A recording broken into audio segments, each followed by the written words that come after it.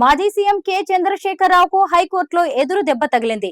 గత బీఆర్ఎస్ ప్రభుత్వ హయాంలో ఛత్తీస్గఢ్ చేసుకున్న విద్యుత్ కొనుగోలు ఒప్పందాలపై కాంగ్రెస్ ప్రభుత్వం జస్టిస్ ఎల్ నరసింహారెడ్డి కమిషన్ ను నియమించింది.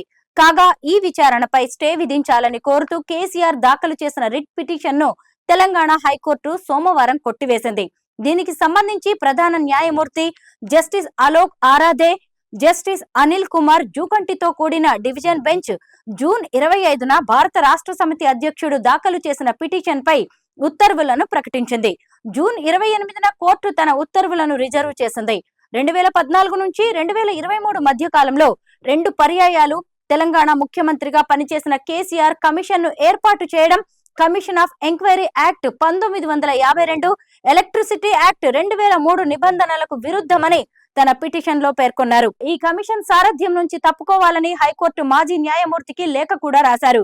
అయితే ఛత్తీస్గఢ్ లో విద్యుత్ కొనుగోలు ఒప్పందం, బీఆర్ఎస్ ప్రభుత్వ హయాంలో భద్రాద్రి, యాదాద్రి థర్మల్ పవర్ ప్రాజెక్టుల నిర్మాణంపై కూడా కమిషన్ విచారణ జరుపుతోంది.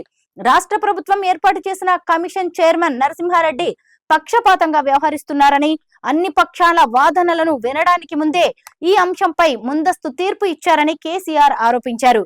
మార్చి 14న కమిషన్ ఏర్పాటు చేసిన ప్రభుత్వ ఉత్తర్వులపై స్టే విధించాలని హైకోర్టును కోరారు.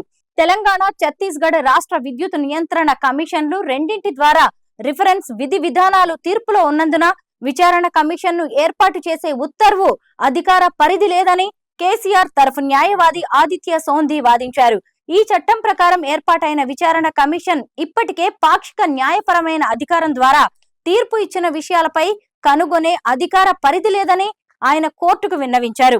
విద్యుత్ కొనుగోలు ఒప్పందాలు, పవర్ ప్లాంట్ల నిర్మాణానికి సంబంధించిన వివరాలను కోరుతూ కమిషన్ నోటీసులు జారీ చేసిందని కేసీఆర్ తరఫు న్యాయవాది కోర్టుకు తెలిపారు.